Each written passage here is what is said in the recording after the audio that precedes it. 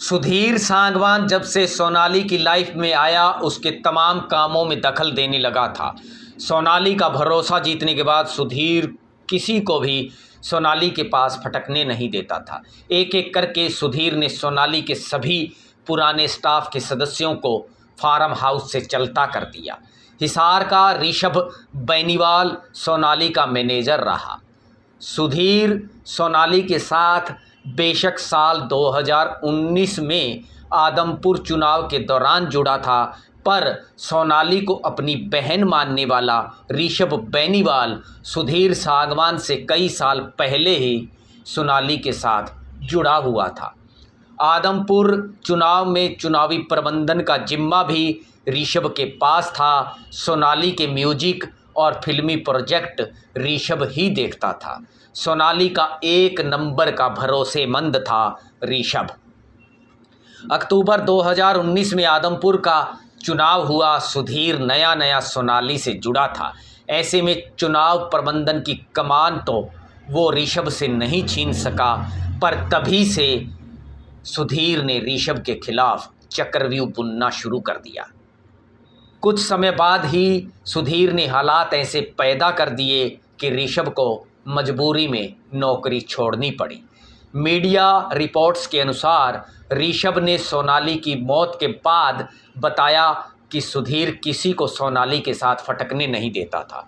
उसने नौकर बदले, सभी को सोनाली से दूर करने की फिराक में रहता था।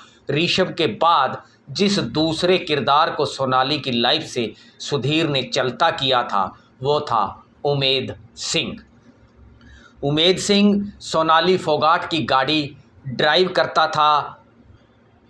ड्राइवर अपने मालिक का वफादार माना जाता है। उमेद की माने तो सुधीर बहुत दखल देने लगा था। सोनाली कुछ काम के लिए सुधीर को पैसे देती तो वो आगे पूरे पैसे नहीं देता था। मैडम के मोबाइल भी अब वो अटेंड करने लगा था। आखिर उमेद को भी सुधीर ने चलता कर दिया। इसके बाद सोनाली की गाड़ी सुधीर सांगवान ज़्यादातर खुद चलाता था। साल 2021 के शुरुआत में सोनाली के संतनगर के घर में चोरी हुई।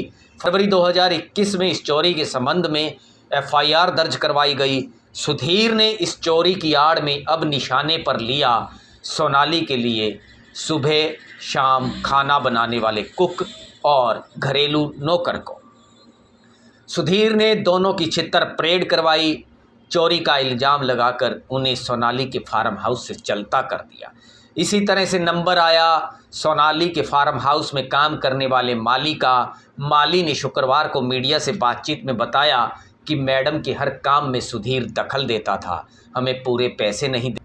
माली के अनुसार फार्म हाउस में अक्सर चिनाई या कोई दूसरा काम चलता था तो रूटीन में सोनाली के जानने वाले कारपेंटर और मिस्त्री आते थे। सुधीर मिस्त्रियों और लेबर को पैसे पूरे नहीं देता था। माली की माने तो सुधीर का मकसद था कि सोनाली को थोड़ा बहुत नज़दीक से जानने वाले लोग उससे दूर हो जाएं। इसके लिए सुधीर ने हर तरीका अपनाया और वो इसमें कामयाब भी रहा। माली से लेकर मैनेजर और कुक से लेकर चालक, सब पुराने वफादारों को सुधीर ने सोनाली की लाइफ से चलता कर दिया।